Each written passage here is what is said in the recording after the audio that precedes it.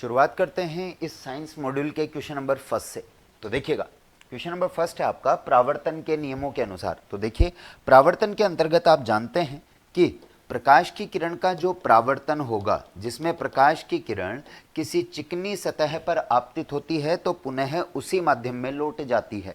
ये आपतित किरण, ये प्रावर्तित किरण, और ये हो गया आपका अभिलंब नॉर्मल। तो यहाँ पर देखें कि ये जो आपतन कोण है ये प्रावर्तन कोण के बराबर होता है। Angle I is equals to angle R। तो कोण I बराबर कोण R हो जाएगा। तो यहां हम कह सकते हैं कि आपतन कोण प्रावर्तन कोण के बराबर होता है। तो ये हुई बात। अगला क्वेश्चन देखिएगा, आदर्श अमीटर का प्रतिरोध होता है। तो ध्यान देवें यहाँ पर अमीटर, देखो दो चीजें हैं आपके पास, एक तो है अमीटर और एक है दोस्तों आपके पास वोल्ट मीटर। तो देखिए, अमीटर किसका मापन करता है और वोल्ट मीटर किसका मापन करता है। तो ध्यान से देखें, अमीटर जो है ये धारा का मापन करेगा दोस्तों, और वोल्ट मीटर जो है वो विभव का मापन करेगा। याद रह जाए अच्छी बात है, ना याद रहे तो मेरा रामबाण तरीका आप जानते हैं, छोटे में छोटा बड़े में बड़ा। तो देखिए, ये छोटा नाम है, ये बड़ा नाम है, ये छोटा नाम है, ये बड़ा नाम है, तो कंफ्यूज नहीं होंगे, छोटे में छोटा बड़े में बड़ा। साथ ही देखिए, अमीटर जो है इसे परिपथ के श्रेणी क्रम में जोड़ा जाता है, जबकि वोल्टमीटर को परिपथ के समांतर क्रम में पैरेलल में संयोजित किया जाता है। तो ये भी याद रह जाए अच्छी बात है, ना याद रहे तो अगेन वही तरीका मेरा, छोटे में छोटा बड़े में बड़ा, इस तरह से याद रख लेंगे। अब देखिएगा, एक और केस यहां पर जो बनता है, ये बात होती है दोस्तों प्रतिरोध से रिलेटेड। तो देखो, एक का प्रतिरोध होगा कम और एक का प्रतिरोध होगा ज्यादा। अब देखो, इस चीज को याद रखने के लिए भी आप मेरा रामबाण तरीका लगाएं, छोटे में छोटा बड़े में बड़ा। तो देखो, अमीटर छोटा नाम है, वोल्टमीटर बड़ा नाम है। यहां देखें, कम छोटा नाम है, ज्यादा बड़ा नाम है। तो अमीटर का प्रतिरोध हो जाएगा आपका कम, जबकि वोल्टमीटर का प्रतिरोध हो जाएगा आपका ज्यादा। अब देखिएगा, यहां पर पूछ रहा है आपसे आदर्श स्थिति में। तो आदर्श स्थिति में कोई चीज जो कम से कम होगी वो हो जाएगी आपकी शून्य, जबकि आदर्श स्थिति के अंदर ज्यादा से ज्यादा कोई चीज हो सकती है आपके पास अनंत। तो यहां पर आंसर हो जाएगा इनफाइनाइट। तो यहां आपसे पूछा जा रहा है आदर्श अमीटर का प्रतिरोध होगा, तो आदर्श अमीटर का प्रतिरोध हो जाएगा 0। इसी क्वेश्चन के अंदर आपको अमीटर की जगह वोल्टमीटर पूछ लेता तो आप आंसर क्या टिक कर देते, अनंत। तो ये था आपका क्वेश्चन नंबर सेकंड। चलिए बढ़ते हैं अगले क्वेश्चन की ओर, जहां आपसे प्रकाश तरंगों की प्रकृति पूछी जा रही है। तो देखिए, प्रकाश तरंग जो है, प्रकाश विकिरण जो है, इनकी द्वैत प्रकृति होती है। द्वैत प्रकृति का मतलब है कि इनकी कण प्रकृति भी होगी और इनकी तरंग प्रकृति भी होगी। तो ये कण और तरंग दोनों की ही भांति व्यवहार करता है। चलिए बढ़ते हैं अगले क्वेश्चन की ओर। ये क्वेश्चन रीट एग्जाम के लिए आपके लिए बहुत इंपॉर्टेंट रहेगा। क्वेश्चन पूछा जा रहा है 1 न्यूटन में कितने डाइन। मैं आपको बता दूं, पिछली 2 रीट एग्जाम के अंदर आपसे इस तरह से क्वेश्चन पूछा जा चुका है कि 1 जूल में कितने अर्ग होते हैं। तो 1 जूल में दोस्तों ध्यान रखिएगा 10 की घात 7 अर्ग होते हैं। इसी तरह से ये 16 वैकेंसी के अंदर पूछा गया था और 18 वैकेंसी के अंदर पूछा गया कैलोरी और जूल में रिलेशन। तो 1 कैलोरी बराबर 4.2 जूल। ये पिछली रीट एग्जामिनेशन दोनों सालों में पूछ चुकी है। अब देखिएगा, इस बार की रीट के लिए इंपॉर्टेंट क्या बनता है, हो सकता है इस बार न्यूटन और डाइन का रिलेशन पूछ ले। और ध्यान रखिएगा, 1 न्यूटन जो होता है इसमें होते हैं दोस्तों 10 की घात 5 डाइन। तो 1 न्यूटन हो जाएगा आपके पास 10 की घात 5 डाइन के इक्वल। तो सिंपली आंसर हो जाएगा आपका डाइन। अच्छा, न्यूटन जो है ये बल का एसआई मात्रक है, जबकि डाइन जो है ये बल का सीजीएस मात्रक है, ये सीजीएस यूनिट हो जाएगी। आफ्टर देन बढ़ते हैं अगले क्वेश्चन की ओर। क्वेश्चन आपसे पूछा जा रहा है, ये पिछली रीट में भी आया हुआ क्वेश्चन है कि ऊष्मा संचरण की उस विधि का नाम बताइए जिसमें माध्यम की आवश्यकता नहीं होती। तो ऊष्मा संचरण की 3 विधियां हैं दोस्तों, ध्यान से देखिएगा। ऊष्मा संचरण की ये जो 3 विधियां हैं आपके हैं चालन, संवहन और विकिरण विधि। तो ध्यान से देखिएगा एक बार, यहां पर चालन विधि जो है इसमें ऊष्मा का संचरण होगा ठोस के अंदर, जबकि विकिरण विधि में द्रव तथा गैस के अंदर। अच्छा, यहां पर एक अपवाद आपको ध्यान रखना है, अपवाद हो जाएगा, एक्सेप्शनल केस हो जाएगा आपके पास पारा। जो पारा है, मरकरी है, वो द्रव है लेकिन फिर भी उसमें ऊष्मा का संचरण चालन विधि द्वारा होता है। और विकिरण विधि जो है इसमें ऊष्मा का संचरण होता है निर्वात में, मतलब इसमें माध्यम की आवश्यकता नहीं होती। तो बेस्ट आंसर हो जाएगा आपके पास यहाँ पर विकिरण, रेडिएशन मेथड। चलिए आफ्टर देन बढ़ते हैं अगले क्वेश्चन की ओर। क्वेश्चन है कि आजकल सड़कों की रोशनी में पीले लैंप बहुत ज़्यादा इस्तेमाल किए जा रहे हैं।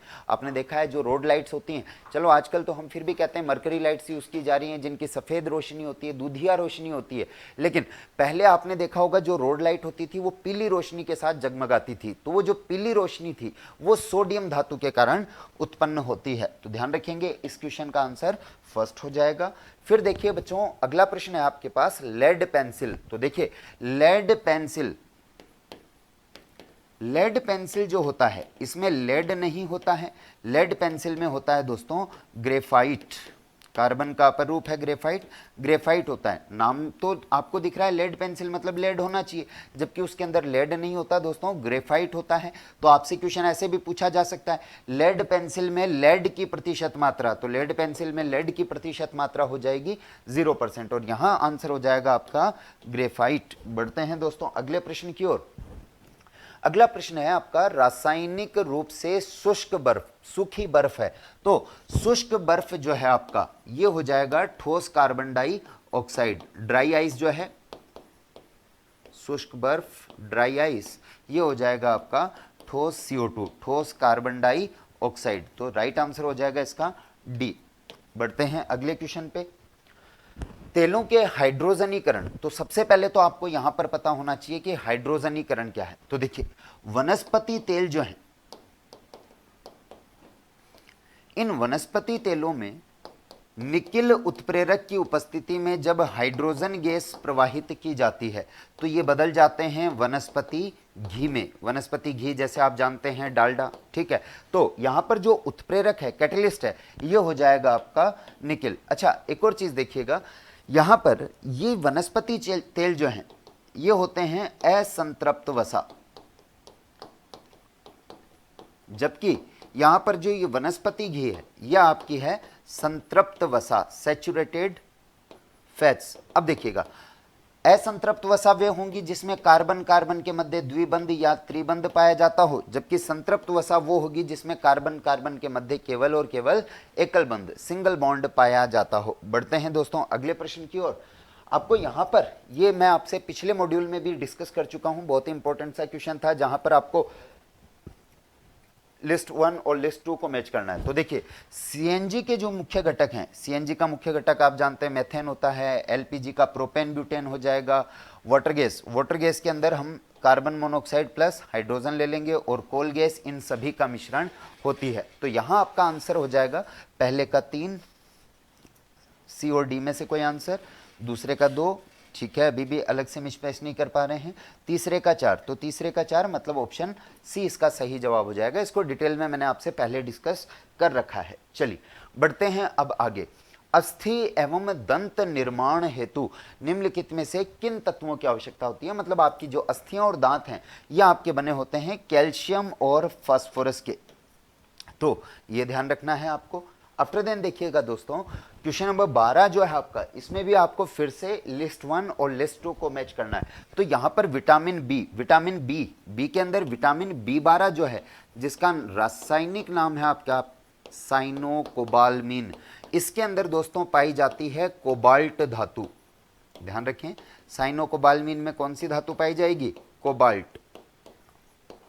तो यहां पर मैं मैच कर सकता हूं विटामिन बी को कोबाल्ट से। हीमोग्लोबिन जो है, हीमोग्लोबिन के अंदर पाई जाती है आयरन धातु। हीमोग्लोबिन के कारण ही आप जानते हैं रक्त का रंग जो है वो लाल होता है, तो लोह धातु जो है वो इसके अंदर पाई जाती है। और यही तो कारण है कि जब भी किसी के अंदर खून की कमी हो जाती है तो उसे क्या कहा जाता है कि आयरन की गोलियां लो, तो हीमोग्लोबिन में हो जाएगी आपकी लोह धातु। चलिए क्लोरोफिल जो है, क्लोरोफिल में पाई जाती है दोस्तों मैग्नीशियम धातु, और पीतल के अंदर तांबा पाया जाएगा। तो अब अपन ऑप्शंस के अकॉर्डिंग इसको मैच कर लेते हैं। एक का हो जाएगा 2, या तो आंसर ए होगा या बी होगा। चलिए 2 का 4, तो 2 का 4 मतलब फर्स्ट आंसर जो है वो आपका यहां सही हो जाएगा। ध्यान से देख लीजिएगा, ये क्वेश्चन आपको ध्यान रखना है। अगले क्वेश्चन पर बढ़ते हैं। क्वेश्चन नंबर 3 है आपका जैव पेटेंट, बायो पेटेंट जो है, ठीक है। तो बायो पेटेंट आप ध्यान रखें, बायो पेटेंट एक्ट जो है ये 1970 में बना, एक्ट बना 1970 में और भारत में इसको लागू किया गया 20 अप्रैल 1972 को। और भारत में जो पेटेंट की अवधि है ये है दोस्तों 20 वर्ष, ध्यान रखना है। मतलब 20 वर्ष तक बिना कोई आपकी अनुमति के आपके बौद्धिक संपदा का इस्तेमाल नहीं कर सकता है। और ये जो पेटेंट दिया जाता है ये बौद्धिक संपदा के दुरुपयोग को रोकने के लिए दिया गया कानूनी अधिकार है। ठीक है, ये तीनों ही क्वेश्चन एलडीसी 2018 भर्ती के अंदर आए हुए हैं, ध्यान रखिएगा। अगला क्वेश्चन आपको फिर से क्वेश्चन नंबर 14 और जो है इसमें भी आपको दो लिस्ट दे रखी हैं। इन दो लिस्ट में आपको ग्रंथि और हार्मोन्स को आपस में मैच करवा रहा है। चलिए, पीयूष ग्रंथि जो आपके मस्तिष्क में स्थित होती है इसके द्वारा पिट्यूटाइन हार्मोन जो है उसका स्त्रावण होता है। थायराइड ग्रंथि के द्वारा थायरोक्सिन हार्मोन का स्त्रावण होगा। ठीक है, इसी तरह से पैराथायराइड ग्रंथि द्वारा पैराथ हार्मोन का, एड्रिनल ग्रंथि द्वारा एड्रिनलिन का, अग्नाशय द्वारा इंसुलिन का और पीनियल काय द्वारा मिलेटोनिन हार्मोन का स्त्रावण होगा। और यहां पर ये जो मिलेटोनिन है यहां से बनेगा आपका मिलेनिन, जिसके कारण त्वचा का रंग जो है ये गेहुआ होता है। तो त्वचा का गेहुआ रंग जो है वो किसके कारण होगा?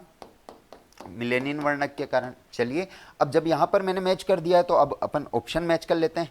पहले का 6 आना चाहिए, मतलब या तो आंसर 2 होगा या 3 होगा। चलिए अब बढ़ते हैं दूसरे पे। दूसरे का 2, तो दूसरे का 2 केवल बी ऑप्शन में है, इसलिए आगे बिना बढ़े सीधा आंसर टिक कर देंगे 2 नंबर। देख लीजिएगा ध्यान से। ठीक है, अब बढ़ते हैं आज के लास्ट क्वेश्चन की ओर। लास्ट क्वेश्चन है आपका, इसमें भी आपको लिस्ट 1 और लिस्ट 2 दे रखी है, जो कि डीएनए आरएनए इसके अंदर जो नाइट्रोजनी क्षारक पाए जाते हैं उनको मैच करवा रहा है। तो जानते हैं आप लोग डीएनए, डीएनए का फुल फॉर्म होता है दोस्तों deoxy ribose nucleic acid, deoxy ribose शर्करा। तो यहां हो जाएगा पहले का 2। इसी तरह से आरएनए के अंदर पाया जाता है आपका ये आरएनए राइबोज शर्करा है। प्यूरिन, प्यूरिन और पिरिमिडिन के बारे में डीएनए के स्ट्रक्चर में मैं आपको बता चुका हूं। 2 प्रकार के क्षारक पाए जाते हैं, एक तो प्यूरिन क्षारक और पिरिमिडिन क्षारक। और वहां मैंने ट्रिक बताई थी आपको, एजीसीटी बजाओ। प्यूरिन तो होगा एडिनिन ग्वेनिन और पिरिमिडिन होगा साइटोसिन और थाइमिन। तो यहां पर देखें प्यूरिन क्षारक एडिनिन और ग्वेनिन, तो ये हो जाएगा इसका, और पिरिमिडिन क्षारक हो जाएंगे ये। तो अब देख लीजिएगा ऑप्शन कौन सा सही मैच हो रहा है।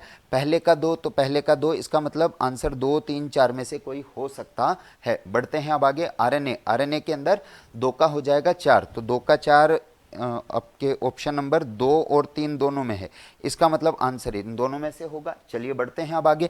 तीसरा प्यूरिन, प्यूरिन का 3 नंबर का हो जाएगा 1, तो 3 नंबर का 1 केवल और केवल आपको दे रखा है ऑप्शन नंबर 2 में। तो यहां सही जवाब हो जाएगा प्यारे बच्चों आपका ऑप्शन नंबर बी। तो ये थे आपके 15 महत्वपूर्ण प्रश्न। धन्यवाद, बढ़ते रहिए और साथ में मस्त होके पढ़िए।